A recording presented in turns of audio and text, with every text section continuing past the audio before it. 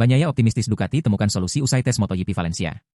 Francesco Bagnaia menyelesaikan tes pramusim MotoGP 2026 yang diadakan pada Selasa, 18 November 2025, di Valencia, dengan gembira.